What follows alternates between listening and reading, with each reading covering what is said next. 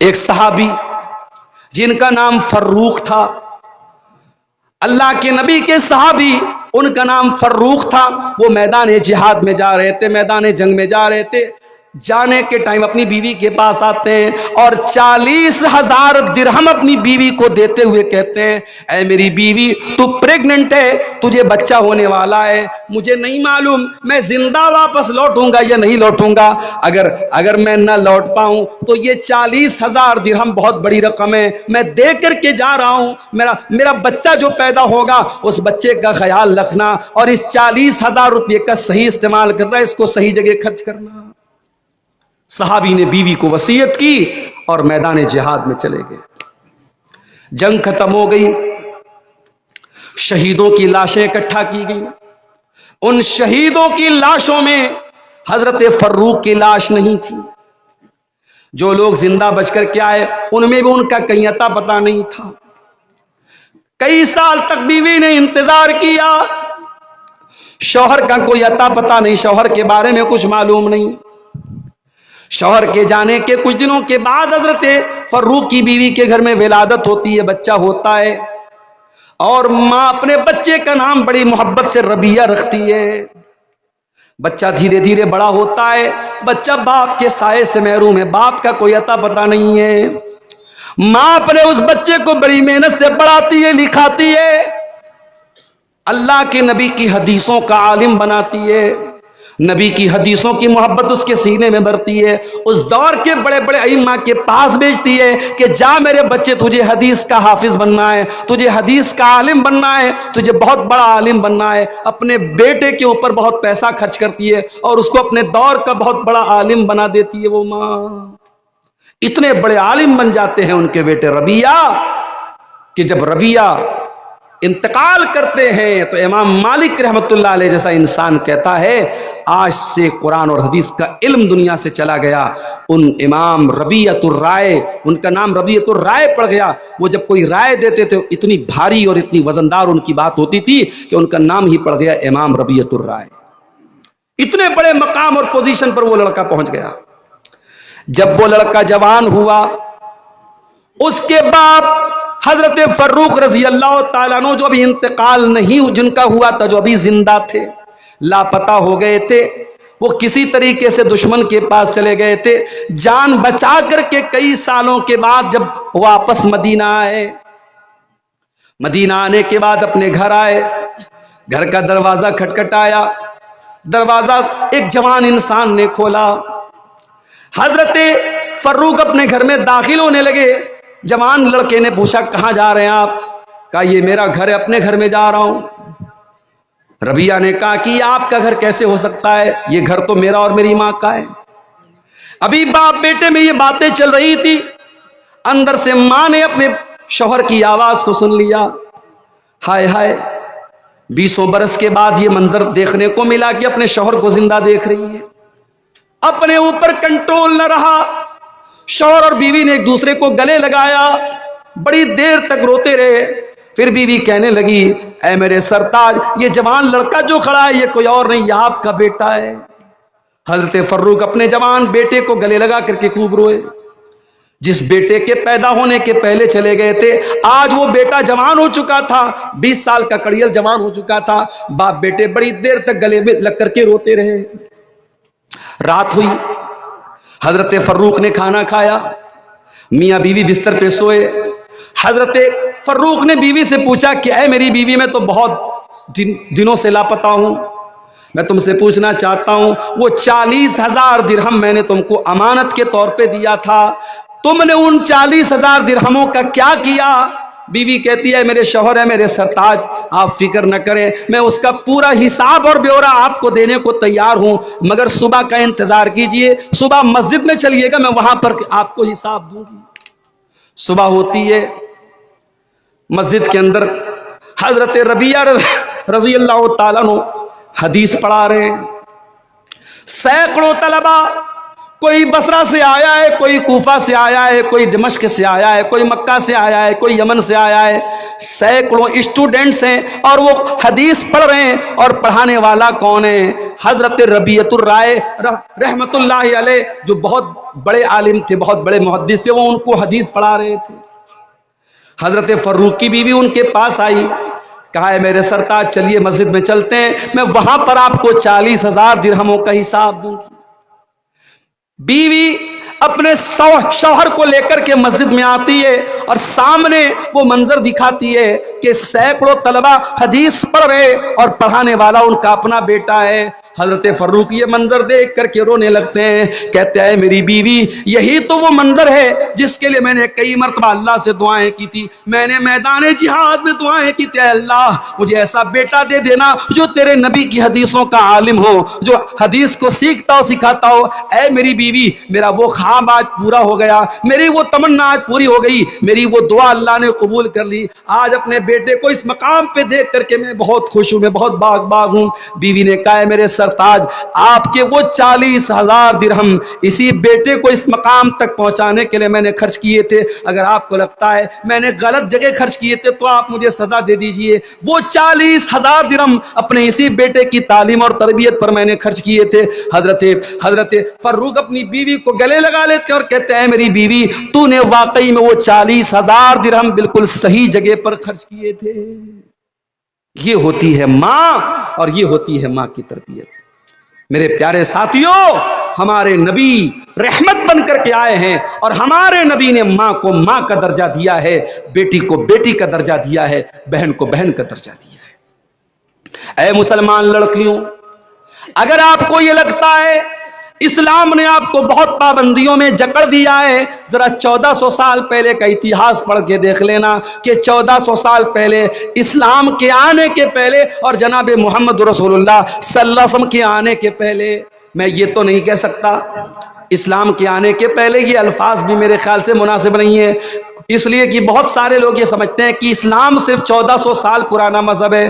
اسلام تو آدم علیہ السلام کے زمانے سے لے کر آج تک جو اللہ کا دین ہے وہ اسلام ہی ہے، سارے نبیوں کا دین اسلام ہے۔ ہاں اسلام کے الگ الگ ایڈیشن آئے، اسلام کے الگ الگ سنسکرن آئے، نوح علیہ السلام بھی یہی دین لے کر کے آئے، ابراہیم بھی یہی دین لے کر کے آئے، موسیٰ بھی یہی دین لے کر کے آئے، عیسیٰ بھی یہی دین لے کر کے آئے، شریعتیں الگ الگ تھیں، عبادت کے طریقے الگ الگ تھے، مگر مول شکشائیں، بنیادی تعلیم ایکیشور واد، ایک اللہ کی عبادت کرو، ایک ایشور اپاسنا کے لائق ہے، ایک اللہ عبادت کے لائق ہے، سارے نبیوں کی یہی تعلیم تھی اور یہی اسلام تھا۔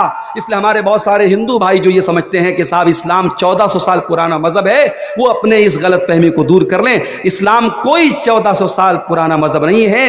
آپ سناتن کی بات کرتے ہیں اور کہتے ہیں صاحب ہمیشہ سے سناتن رہا ہے، تو یاد رکھیے سناتن کیا ہے، اصل دین کیا ہے، اصل دھرم کیا ہے، جو ہمارے باپ آدم، جو منو، جن کے اوپر ہمیں منشیہ کہا جاتا ہے، جن کی اولاد کو منشیہ کہا جاتا ہے، منو کون تھے، آدم کون تھے؟ قرآن کہتا آدم بھی ایک اللہ کی توحید والے تھے، اور آدم سے بھی جب غلطی ہوئی ہے انہوں نے اللہ کے آگے ہاتھ اٹھایا تھا اور دعا کی تھی، ربنا ظلمنا انفسنا وان لم تغفر لنا وترحمنا لنکونن من الخاسرین، اے پروردگار ہم نے اپنی جان پر ظلم کیا ہے اور اگر تو نے نہیں بخشا اور تو نے رحم نہ کیا تو ہم خسارہ اٹھانے والوں میں سے ہو جائیں گے۔